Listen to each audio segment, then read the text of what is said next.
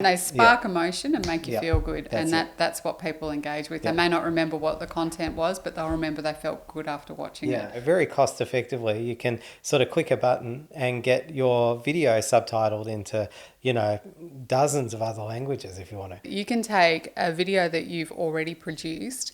Maybe it was 30 seconds long, maybe it was 20 minutes long. It really doesn't matter, but you can take that one video and you can make it sliced, diced into many, many different pieces of content.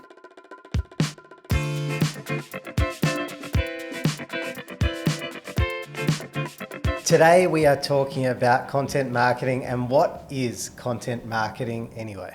I think anytime you're creating content and you're sharing it, so you're putting it up on social media, you're putting it up on YouTube, you're putting it on your website, you're putting it within a blog, you're in some way creating something that you want to drive your audience to so that they can connect with it, learn from it, share it, learn more about you, be part of your ecosystem.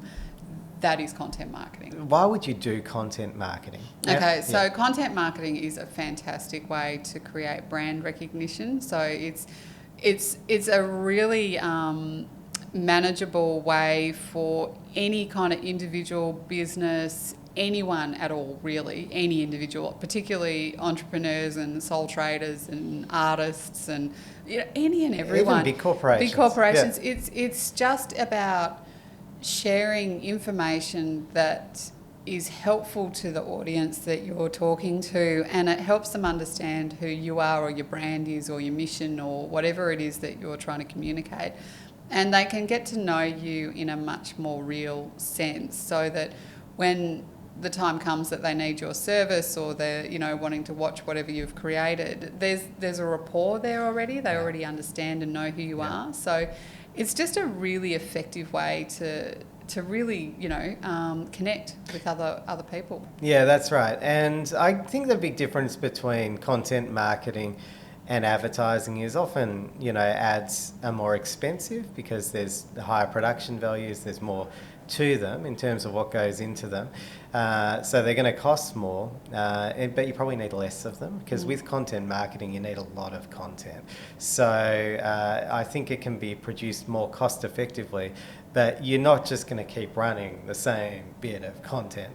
That's every right. time. That's right. You need to have it being refreshed regularly. So whether that's once a week, once a month, or 4 times a day is totally dependent on your brand and what you're trying to do and what sort of audience that you have. But it does need to be consistent, and it does need to happen regularly. It needs to happen pretty frequently, like at least once every week or once every 2 weeks would probably be the lowest frequency you'd want to do, and that can go right up to multiple times a day across different platforms. Because of course content marketing lends itself really well to versioning, which is like the ultimate in multitasking for video production. You can take a video that you've already produced, maybe it was 30 seconds long, maybe it was 20 minutes long, it really doesn't matter, but you can take that one video and you can make it sliced, diced into many, many different pieces of content.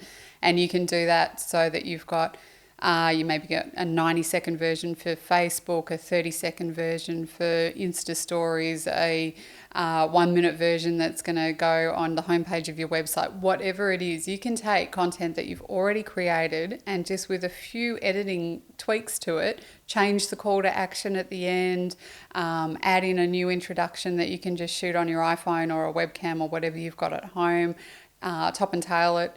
Just so many options, it's incredible. Yeah, there are. And you've got the time now to do this, to dig into the archive or to get in touch with your production company and get access to some of those raw materials so that you can look through them, and you're going to be prospecting and find a lot of gold in that exercise. You always do. And now you've got the time to actually think about, how do I repurpose this for different platforms? What platforms are you active on? They often have different requirements in terms of sometimes they need a square format or a vertical rectangle. Certain durations. So now there's that opportunity to actually build up that suite of content that's actually going to give you that big bounce that we're all going to need on the other side of this thing. I think something that's really interesting that you can do is you could take a video that you produced 6, 12, 18 months ago, and you might be thinking, but everyone's already seen it already, and I don't want to re-put something out that I've already created. But you could do something as simple as just putting a new introduction on it. a new take on it to make it current to what's actually going on in the world today, and different call to action at the end. You might send them to your website instead of sending them to your YouTube channel, whatever it is. And then you package that, top and tail it, and you've got a whole new video to put out. Another really fun thing that I think you can do with your content too is you can get it transcribed, and then you can use that transcription as text to sit around the video as well. And you might find some really fantastic quotes that you've said, and you go, okay, well, I'm going to actually use the text from that quote from the video, and I'm going to make just a standard static image that's going to go up on, you know, Instagram or whatever. Then you can also take that 15 seconds and you can put it up on Instagram stories, or there's so many ways you can slice and dice it. Yeah, you might be able to build your audience in new and innovative ways using that method as well, because you can use a service and a cost-effective service like rev.com online and get your closed captions made up, which make for great sort of written content as a transcript, but then you can also subtitle them into other languages. So your market or your audience might include, quite a big proportion of people who speak other first languages. And for, very cost effectively, you can sort of click a button and get your video subtitled into, dozens of other languages if you want to. There are a few different categories that we could sit these types of videos under. Videos that inspire, videos that inform, videos that instruct, and videos that entertain are some of the main ones. So yeah, I think the pitch video is a video to inspire. I think a fundraising video is another type of video that's designed to inspire and get people. The social cause video would inspire people to take action. There's a whole ton of different cause videos. Fundraising video would be very similar. A pitch video would be inspiring the viewer to see what is possible. Let's move on to another category, maybe a really functional one next, which is instructional, because we consume so much instructional video these days. How good is video for learning how to do things? Yeah, absolutely. And as soon as you think, how do I do that? It could be, anything from how do you cook dinner to how do you actually make a video? You just Google it. Yeah, exactly. So other types of videos that fit under this category are training videos, capacity building, knowledge sharing. They're very similar. Let's move on to another category.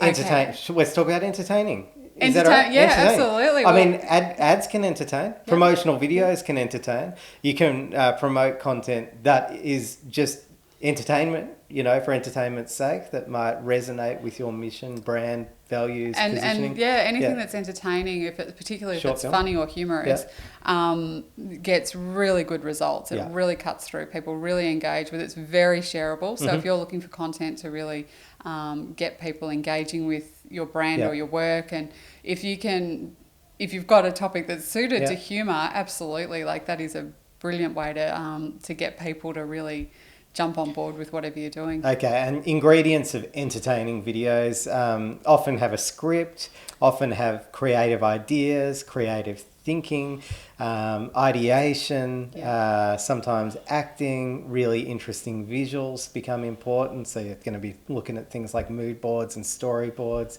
Just be really interesting conversation too. It could just be an interview that's a really interesting topic, and that's extremely. I mean, there's so many interview series, talk shows. There's heaps of great content there, but I think they often have those more creative types of ingredients, and they spark emotion and make you feel good, that's what people engage with. They may not remember what the content was, but they'll remember they felt good after watching it. And that's a really important ingredient. Videos designed to educate. So this might include things like about videos, live videos, including things like, streamed videos of webinars, and also animation, which is often used in educational videos. Yeah, and I think when we're talking about webinars and live stream that you've recorded, they're great because you don't necessarily need all the production for it. You just need to record yourself doing the webinar or the video conference or whatever it is, and then you can either edit that or use it if it's a Facebook Live or whatever it is. You can then use that across your social media. So that's actually a really effective way to create a video without needing all the production. No, that's true. I think videos designed to educate and share knowledge like that are a really good way of generating quite a bit of content that can be drip fed out to your audience over an extended period of time. Look, the last video that fits under this umbrella of educational videos is probably about videos, and I think these are really important, particularly for people who are sharing information about a product or a service. I remember super useful on your website. Oh, absolutely, and I think they can be super entertaining as well. I remember watching this one about a camera bag, and it was just this amazing camera bag, which I'm sure everyone's just rolling their eyes. How could anyone get excited about a camera bag? This was a brilliant promotional video done by Timber Bags. It's a great bag too. It is, isn't it? And of course, I ended up purchasing it because I was so blown away by all of the attributes they were able to tell me about this piece of luggage for your camera equipment that I'd never thought of, and thought, wow, that is so useful. I need one. And as you say, there's something about all the Instagram videos that I've been totally sucked into buying a product because the video has made it look so good. Yeah, same goes for services and explaining your services and how you do it. And I think the only thing I'll say about videos is the only caution I'd give is just make sure it's really clear, because there's nothing worse than sitting on a website going, what do these guys do? Clicking the video. 4 minutes later, you're still like, I don't know what they do. So just make sure it's really clear. I hope that gives you some ideas just to really get those creative juices flowing and thinking about, actually, this might be what I need for my next effective communication. Yeah, so I think about what you need your audience to do, and then you can sort of pick which style of video is going to best work for that purpose, and then hopefully that gives you a starting point to get you going, and let us know if you need help or if we can give some more information on any of this. Okay, on that note, we'll let you get back to making an impact. See you next time. Bye. Welcome to the Moonshot